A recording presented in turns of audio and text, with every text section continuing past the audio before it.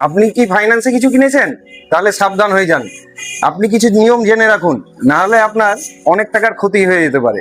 আপনি কি জানেন আপনারা যে ফাইন্যান্সে যেই ফোনটি কিনেছেন সেইটাতে আপনার শুধু ফাইন্যান্স কোম্পানি ফাইন করে না, আপনাকে এর সঙ্গে ব্যাংকও 2-3 বার ফাইন করতে পারে।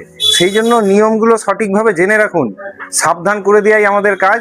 পাঞ্জাব ভ্যারাইটি স্টোর থেকে যারা কিনেছেন ফোন, আমরা চাই না তাদের একটা টাকাও শুধু নষ্ট হোক ফাইনের মাধ্যমে। সেই জন্য কোন ডেটে টাকাটা রাখতে হবে, কোন ডেটে আপনাকে টাকা কাটাতে হবে, কত টাকা রাখতে হবে, ডিটেলস জানানোর জন্যই আপনাদেরকে এই ভিডিওটি শেয়ার করছি। কিস্তি দুরকম ভাবে কাটানো যায়। এক হচ্ছে আপনি নিজে কাটিয়ে দিবেন, ফোনপের মাধ্যমে হতে পারে বা ক্যাশের মাধ্যমে দোকানে দিয়ে গিয়ে, অথবা আপনি অ্যাকাউন্ট থেকে অটোমেটিক কাটাবেন। তো সেটার জন্য কিন্তু দুটোর সম্পূর্ণ আলাদা ডেট থাকে। অ্যাকাউন্ট থেকে যদি কাটান সেটার জন্য ডেট আলাদা আছে, এবং আপনার যদি নিজে কাটিয়ে দেন তার জন্য ডেট আলাদা আছে। ডেট দুটো আপনি ফোন নেওয়ার সময় আপনাকে বুঝিয়ে দেওয়া হয়েছে। তবুও আপনার যদি বুঝতে সমস্যা থাকে, আপনি ফোন করে আমাদের বিলে যে ফোন নাম্বার দেওয়া আছে, ফোন করে অবশ্যই জেনে নেবেন, কারণ পরে কিছু করা যায় না, যা করার আগেই করতে হয়। ওই জন্য আপনার কিস্তির ডেট আসার মিনিমাম 15 দিন আগে দোকানে ফোন করে জেনে নেবেন ডিটেলসটা।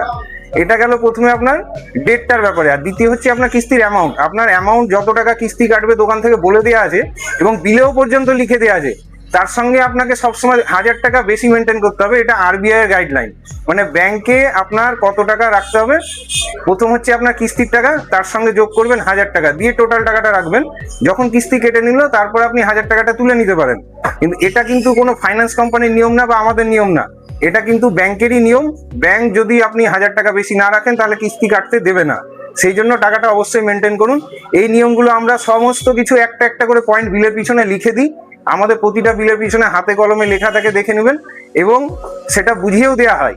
আপনি যদি বুঝতে না পেরে থাকেন, কোনো লজ্জা না করে আপনি পরে 3 বার 4 বার 5 বার যতবার আসবেন দোকানে, আমরা প্রতিবার বুঝিয়ে দেবো।